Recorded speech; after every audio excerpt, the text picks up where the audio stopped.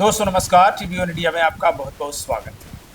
क्या 21वीं सदी के शहर मुंबई में सब कुछ ठीक चल रहा है? देश में 2 नंबर की लिवेबल सिटी मुंबई में चल रहा प्रशासक राज आखिर जनता की समस्याओं को हल करने में नाकाम क्यों हो रहा है? शिक्षा, आरोग्य और नागरिक सुविधाओं की बदहाली में जनता के साथ आखिर कौन खड़ा है? ये तमाम सवाल हैं। आज हम इन सवालों का जवाब तलाशने की कोशिश करेंगे। आज हमारे साथ मौजूद हैं रौली के प्रथम विधायक संदीप नाइक जी, जो लगातार अपने जनसंवाद कार्यक्रम के जरिए जनता की फरियाद सुन रहे हैं, जनता के प्रश्नों और शिकायतों की सुनवाई कर रहे हैं। सर, टीवी वन इंडिया में आपका बहुत बहुत स्वागत है। आपसे सबसे पहला सवाल यही है कि आप हर सोमवार बेलापुर में जनसंवाद कार्यक्रम लगाते हैं। इसमें जनता के प्रश्नों और समस्याओं का समाधान आप कैसे करते हैं? आप क्या कहना चाहें? देखिए कि बतौर समाज नीति में होने के कारण लोगों से जुड़ना, लोगों की बातें समझना, उनको समय देना और उनको सुलझाने का प्रयास करने का काम मैं कई सालों से कर रहा हूँ और आज भी वो काम मैंने शुरू रखा है।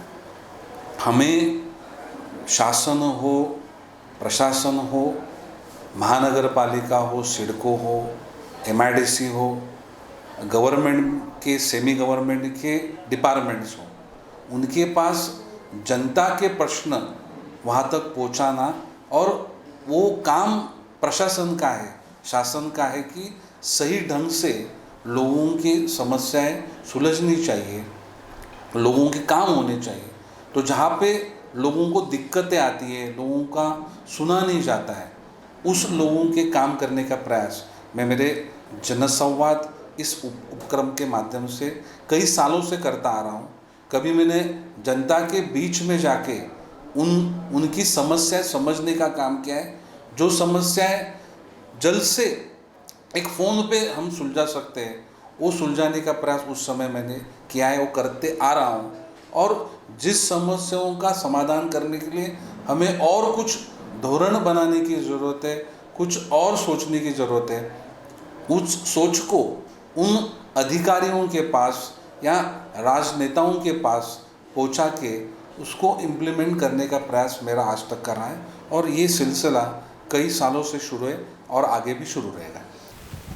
आपसे दूसरा सवाल है, विधानसभा चुनाव के बाद कहा गया कि भले ही जीत मंदाताई मात्रे की हुई हो, लेकिन जनता के असली विधायक आप हैं। आपकी ओर से भी यह दावा किया गया। भले ही लोक प्रतिनिधि कोई भी चुना गया हो, लेकिन जनता की उम्मीद आपसे है। लेकिन आप पर यह भी आरोप लगा कि चुनाव के बाद आप एकदम से गायब हो गए। आप इस पर क्या जवाब देना चाहेंगे? देखिए, मुझे किसी को जवाब देने की ज़रूरत नहीं है, या हमारा कर्तव्य और हमारा इस शहर के प्रति जो हमारी जो धारणा है, उस माध्यम से हम काम करते आ रहे हैं और आने वाले समय में काम करेंगे। या कोई चुनाव में क्या हुआ, उससे ज़्यादा लोगों की समस्या क्या है, इसके लिए काम करने वाला मैं एक समाज सेवक हूँ, ऐसे मैं खुद को समझता हूँ। और लोगों ने काफ़ी विश्वास मेरे ऊपर व्यक्त किया है, लोगों की अपेक्षा है। और समाज नीति में, राजनीति में आने का कारण ही यही है कि हमारा जो अनुभव है, हमारी जो क्षमता है, उस क्षमता के माध्यम से समाज के हित के लिए हमने काम करना ज़रूरी है और ये सोच हमें आगे लेके जाती है। और कौन क्या बोलता है उसके बारे में सोचते हुए मैंने मेरा कभी सामाजिक कार्य नहीं किया है, ना मेरा राजनीतिक कार्य किया है। तो मैं निरंतर जो मेरी क्षमता है और जो हमारे नागरिकों की अपेक्षा है, उसको उसके ऊपर खरा उतरने या काम करने का प्रयास मैं निरंतर शुरू रखूँ। जनसंवाद में हर सोमवार जनता की भीड़ दिख रही है। इसका मतलब है कि जनता परेशान है और वह व्यवस्था से पीड़ित होकर समाधान चाहती है, लेकिन लोक प्रतिनिधि और प्रशासन इसमें नाकाम हो रहे हैं। आपका नजरिया इस पर क्या है? देखिए कि मुझे किसका काम किसने करना चाहिए और वो नहीं कर रहे, उसके बारे में मैं टिप्पणी नहीं करूँगा। लेकिन मेरे पास जो मेरे संपर्क में जो लोग हैं, जो मुझे मिलने के लिए आते हैं, जो मेरे से अपेक्षा रखते हैं, उनका काम करना ये मेरी जिम्मेदारी है। और ये जिम्मेदारी बतौर व्यक्ति, एक समाज में काम करने वाला या समाज का जिसके ऊपर विश्वास है, ऐसे काम करने वाला व्यक्ति करके मैं ये मेरा कार्य शुरू रखूँगा। और हमेशा हर साल, हर 5 साल में समस्याएं बदलती है, उसका स्वरूप बदलता है, टेक्निक बदलती है, तो उसमें देखते हुए लोगों को हर क्षेत्र में समाधान देने का प्रयास हमारा होना चाहिए। ना कि चुनाव लड़ना, चुनाव जीतना या कोई पद ग्रहण करना, ये मेरी मंजिल ना थी, ना भविष्य में रहेगी। लेकिन लोगों की समस्याएं समझते हुए हमारे शहर को, जो शहर ने आज तक का जो मुकाम हमारे शहर ने हासिल किया है, उसको वैसे ही आगे बढ़ाते और ऊंचे क्रम में लेके आना, इसके लिए हमें प्रयत्नशील रहना पड़ेगा। हम हर दिन आलोचना, राजनीति, चुनाव यही सोचेंगे तो हम लोगों की सेवा नहीं कर पाएंगे, हमारे शहर को हम बड़ा नहीं कर पाएंगे। इसके लिए हमें शहर के बारे में सोचते हुए, शहर के नागरिकों के बारे में सोचते हुए, हर क्षेत्र में हमारा शहर आगे कैसा जाए, हमारे शहर में रहने वाले सभी समाज के लोगों को न्याय कैसे मिले, इस धारणा के साथ, एक निरपेक्ष भावना के साथ हमें काम करना पड़ेगा और उसके लिए मैं काम कर रहा हूँ। तमाम एक्सपर्ट मानते हैं कि नई मुंबई में चाहे मनपा हो या सिडको, पूरा सिस्टम कोलैप्स हो गया है। विकास के नाम पर सिर्फ नंबर 1 का दावा है और दिखावा चल रहा है। कहीं स्मार्ट स्कूल बन रहे हैं तो कहीं स्मार्ट गांव बनाने का दावा है, लेकिन बड़े और मौलिक प्रश्नों का समाधान नहीं दिख रहा है। आखिर यह सब कैसे थमेगा और सकारात्मक बदलाव आखिर कैसे होगा? शहर को देखने की, राजनीति को देखने की और समाज नीति को देखने का दृष्टिकोण बदल रहा है। हमें जो सही चीज़ें नहीं हो रही है उसको सही रास्ते पे लाने के लिए भी प्रयास करना पड़ेगा। जिनकी जिम्मेदारी है, जिन्होंने काम करने की ज़रूरत है, वो काम नहीं करते तो उसको भी हमें लोगों तक पहुंचाना पड़ेगा। ये किस लिए? ये किसी की आलोचना करने के लिए नहीं, हमारे खुद की प्रतिमा को बढ़ाने के लिए नहीं, लेकिन निश्चित रूप से इस शहर की गरिमा, इस शहर का क्रम और लोगों की सुविधा, इसको हमें आगे बढ़ाना है। तो इस सभी क्षेत्र में काम हमें करना पड़ेगा और मैं वो डेफिनेटली वो काम मैं करूँगा। बीते 5 वर्षों में अगर देखें तो नई मुंबई में राजनीतिक द्वेष खूब बढ़ा है। अधिकांश नेता अपने राजनीतिक वर्चस्व और आर्थिक फायदा कमाने में जुटे हैं, लेकिन इस होड़ में शहर पीछे छूट रहा है।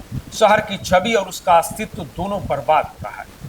आपकी भूमिका क्या होगी इसे बचाने के लिए? आप इसे कैसे बचाएंगे? आज व्यवस्था, आज लोग जिस बारे में बात कर रहे हैं, लेकिन जो बेसिक सुविधा है उसके ऊपर भी काफ़ी सारे प्रश्न चिन्ह निर्माण हो रहे हैं। जो सुविधा अच्छी तरीके से होनी चाहिए, उस सुविधा कई सालों तक उसमें कोई भी बदलाव हम नहीं देख पा रहे हैं, और वो न होते हुए हम अलग अलग बड़े बड़े चीज़ें, जैसे स्मार्ट चीज़ों की बात करें तो वो स्मार्ट बनता नहीं है। ये बोलने की बात नहीं, वो करने की बात है।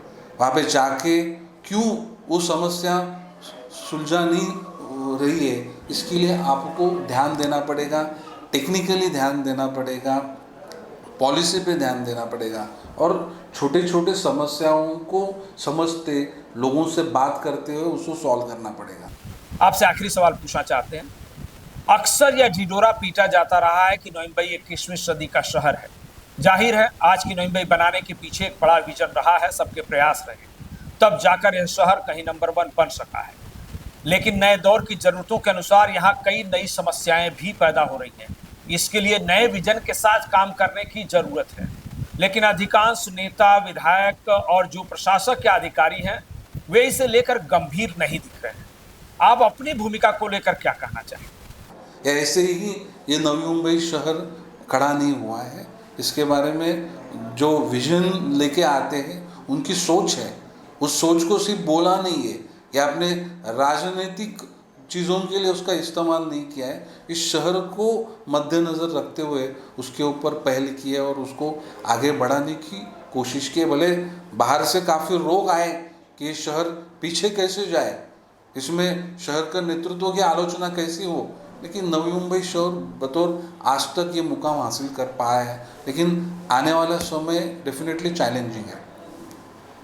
नागरिकों ने सतर्क होना ज़रूरी है, मीडिया ने सतर्क होना ज़रूरी है, प्रशासन के ऊपर सही तरीके का अंकुश रखना ज़रूरी है और इस शहर के पायाभूत सुविधा के लिए, जो बेसिक इंफ्रास्ट्रक्चर के लिए जो चीज़ें करनी चाहिए, जैसे आज ये शहर की लोक संख्या बढ़ रही है, तो लोक संख्या बढ़ने के बाद में क्या दिक्कतें आएंगी, क्या शॉर्टफॉल आएगा, उसको भी सोचना ज़रूरी है। तो ये सोच कहाँ पे तो कम पड़ रही है, लेकिन लोगों से बात करते हुए, इनकी समस्याओं समझते हुए ये शहर के लिए क्या ज़रूरी है, ये भी निश्चित रूप से हम लोग सोचेंगे और ये करने का भी प्रयास करेंगे।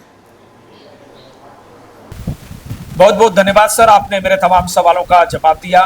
तो आप देख रहे थे ऐरोली के प्रथम विधायक संदीप नाइक जी को, जो हमारे सवालों का जवाब दे रहे थे। हम उम्मीद करते हैं कि आपके जनसंवाद कार्यक्रम से जनता को अपनी फरियाद सुनाने और उसका समाधान पाने का पूरा मौका मिलेगा।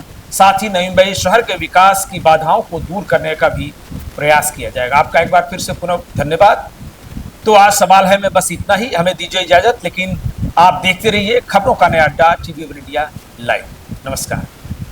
लेटेस्ट अपडेट्स और ताजा तरीन खबरों के लिए टीवी वन इंडिया लाइव को सब्सक्राइब कीजिए और नोटिफिकेशन पाने के लिए बेल आइकॉन को दबाना मत भूलिए।